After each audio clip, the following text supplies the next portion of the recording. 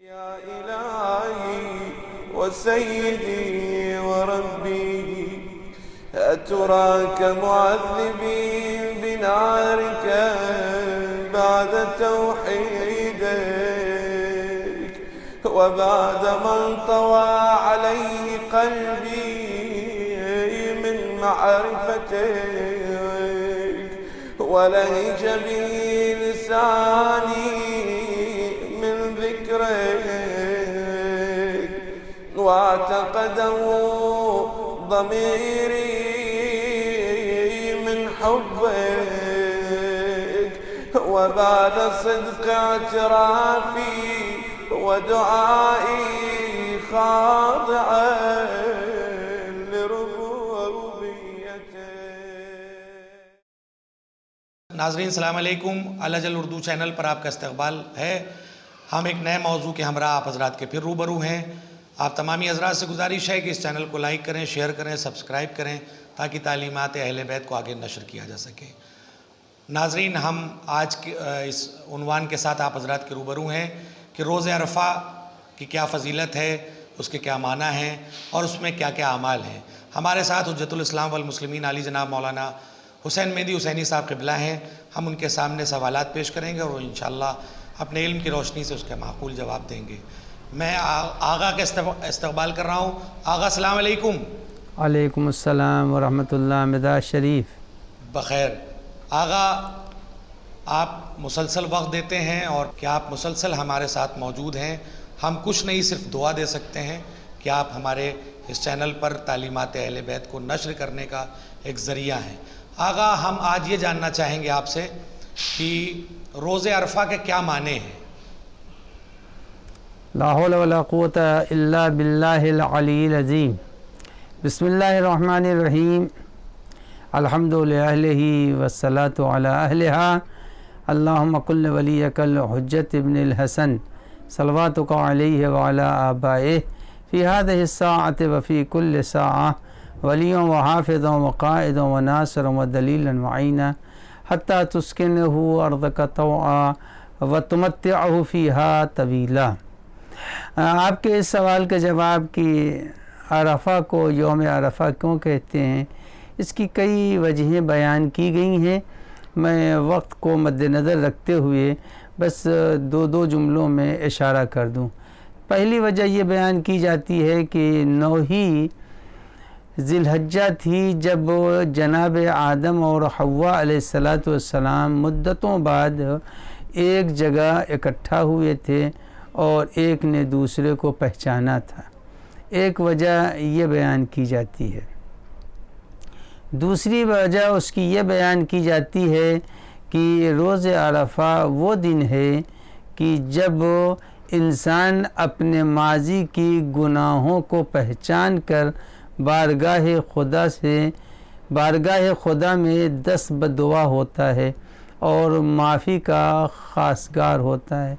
खुदा से मुतमन्नी रहता है कि अल्लाह उसको आज के दिन माफ़ फरमाए। तो रोज़े अरफ़ा 2 ये माना हुए और तीसरे माना ये हुए कि अरफ़ा के अंदर इंसान अपने आने वाले दिनों को पहचान लेता है कि अब यहाँ के बाद हमें गुनाह नहीं करना चाहिए। बहरहाल अरफ़ा सबसे बुनियादी उसका जो माना है वो बुनियादी माना ये है कि खुदा को इंसान पहचान लेता है। उस दिन न चाहते हुए भी रोज़े अरफ़ा अपने रब की थोड़ी देर के लिए उसे मार्फत होती है और मार्फत के साथ साथ वो इल्तिजा करता है, दुआएं करता है, मुनाजात करता है, गिरियाज़ारी करता है। ये हुए अरफ़ा के मुख्तसर से अल्फाज के मानी। जज़ाकल्लाह आगा। अरफ़ा के मानी आपने बयान किए और इसकी फ़जीलत भी बयान की साथ साथ। तो आगा, इसके बाद का सवाल ये है कि ये बताइए कि इसमें क्या क्या आमाल है, क्या दुआएं हैं और इस दिन हमें क्या करना चाहिए। देखिए, सबसे ज़्यादा इस दिन के आमाल में यह है कि आदमी रोज़ा रखे और रोज़ा 170 साल की इबादत के बराबर عبادت کا ثواب رکھتا ہے 170 سال۔ اور یہ بھی ہے کہ اگر روزہ اس کی عبادت میں خلل ڈالے، خلل سے مراد یہ ہے ضعف پیدا ہو جائے، کمزوری پیدا ہو جائے اور عبادت میں دلچسپی نہ ہو تو روزہ چھوڑ دے۔ اور روز عرفہ کے اعلیٰ ترین اعمال میں اگر کوئی چیز ہے وہ ہے زیارت حضرت سید الشہداء علیہ السلام۔ امام حسین کی زیارت اس روز کے بہترین اعمال میں سے ہے۔ اور دوسری چیز وہ 6 رکعت نماز ہے۔ 2 رکعت نماز تو ادا کی جائے گی قل یا ایھا الکافرون، اور پہلی میں سورہ حمد کے بعد قل هو اللہ احد، لیکن 4 رکعت نماز ادا کی جائے گی۔ وہی نماز ہے جو مفاتیح میں بھی ہے، صحیفہ نماز میں بھی ہے، نماز امیر المومنین۔ ہر رکعت میں حمد کے بعد 50 مرتبہ قل هو اللہ کی تلاوت کرنی ہے، 4 رکعت نماز۔ یہ دوسرا عمل ہوا۔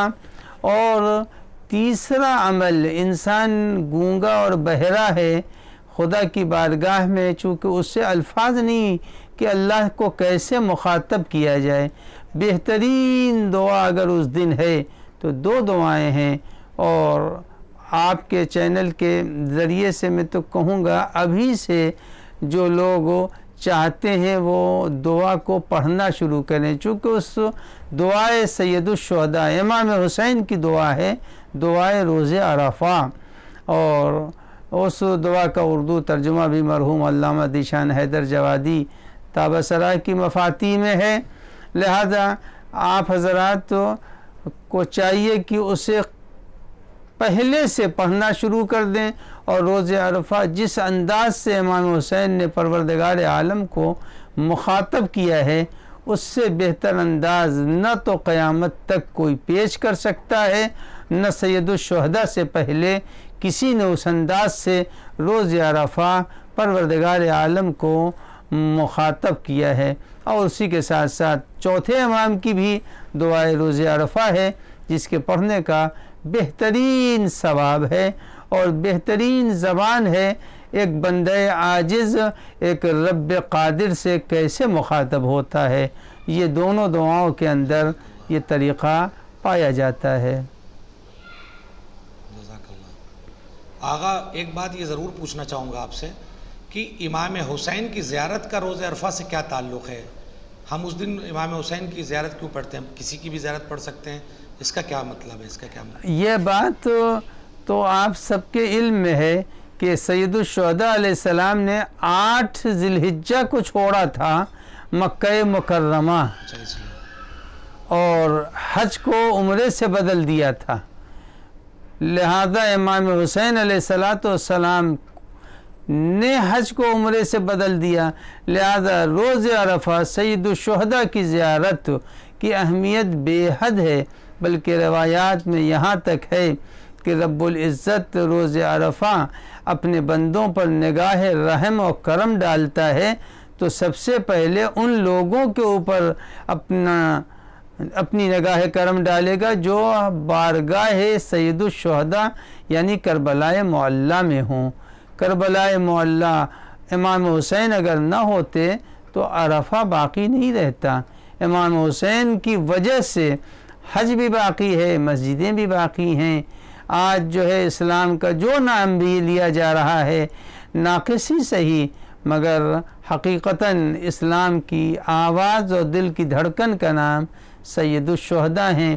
آج سامراج کے قبضے میں یقیناً مکہ و مدینہ آ گیا ہے، اسرائیل و امریکہ کے قبضے میں، لیکن اس کے باوجود اشہد ان لا الہ الا اللہ کا صحرا سید الشہداء کے اوپر سر پر باندھا جائے گا۔ وہ نہ ہوتے تو پھر یہ آج آواز اذان بلند نہ ہوتی۔ جزاک اللہ۔ آغا آپ سے بھی کہوں گا کہ دعا کریں اور ہم سب دعا کریں پروردگار کی بارگاہ میں کہ اس سال زائرین روزے تک نہیں جا سکتے تو کم سے کم ہم کو مزید توفیقات میں ہمارے اضافہ ہو کہ ہم جلد سے جلد موقع ملے کہ ہم روضہ امام حسین پر جا کر روز عرفہ ان دعاؤں کو اور ان اعمالوں کو کر سکیں اور امام حسین کی رحمت سے مستفیض ہو سکیں۔ آقا بہت بہت شکریہ کہ آپ نے اس موضوع پر ہمارے ساتھ بنے رہے اور ناظرین کے لیے ایک سرمایہ پیش کیا، ہمارے بھی علم میں اضافہ ہوا۔ آقا بہت بہت شکریہ۔ یا الہی و سیدی و ربی اتراک معذبی بنارک بعد توحیدک وبعد ما انطوى عليه قلبي من معرفتك ولهج به لساني من ذكرك واعتقده ضميري من حبك وبعد صدق اعترافي ودعائي خاضعا لربوبيتك